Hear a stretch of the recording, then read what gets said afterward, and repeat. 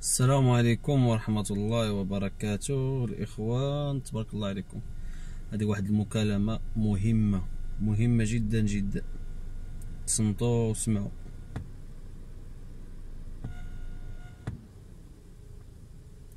مكالمة دولية.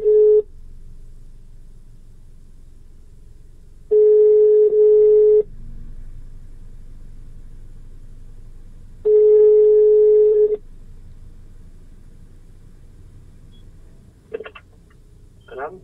السلام عليكم. وعليكم السلام. كي داير اخويا؟ بخير هاني؟ الحمد لله. خويا قصر المرادية هذا؟ نعم، قصر المرادية. اوكي اخويا، اخبار بوتفليقة ان شاء الله يكون بخير. ان شاء الله بخير، لاباس عليه. الحمد لله الحمد لله. واخويا نتوما الجزائريين كثير بزاف ديال الجزائريين كيتصلوا للقصر ديال الاليزي في فرنسا، ما راضيينش اللي يتدخل في الشؤون الداخليه ديال الجزائر، صح؟ ما سمعتك خويا، بزاف ديال الجزائريين تيصونيو تيتكلموا قصر الاليزي في فرنسا، الجزائريين مش راضيين بالتدخل الفرنسي في الشؤون الجزائر الداخليه. ايوا. انت جزائري ولا سعودي؟ انا مغربي اخويا، مغربي.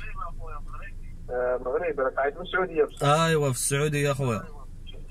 راه خارج يعني. حتى حنا حابين نقولوا لكم، حتى حنا ما نحبوش اللي يتدخل في المشاكل الداخليه ديال بلادنا، بما انكم انتم ما ترضاوش اللي يتدخل في الشؤون الداخليه ديال بلادكم، حتى حنا خويا ما نرضاوش وما نقبلوش اللي يتدخل في الشؤون الداخليه ديال بلادنا، ومن ضمنها الصحراء المغربيه. حاجه باينه. ايوا، لان انتم الجزائريين اكبر مشكل المغرب في الصحراء.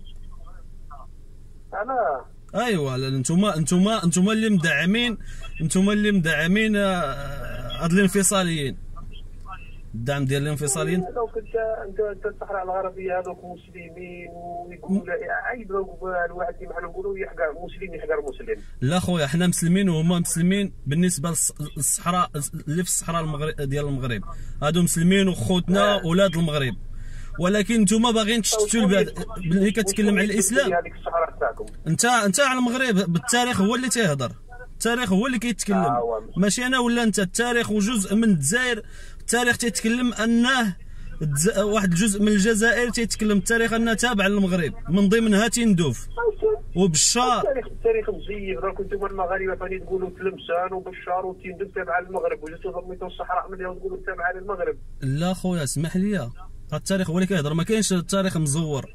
حنا المغرب اليوم اللي استقلت المغرب، اسمع، اليوم اللي استقلت المغرب في عهد محمد الخامس الله يرحمه، اليوم اللي استقلت فيه المغرب، جات فرنسا بغات تحدد، والاستعمار مازال في الجزائر، جات فرنسا بغات تحدد الحدود مع المغرب، بغاو يديروا الحدود.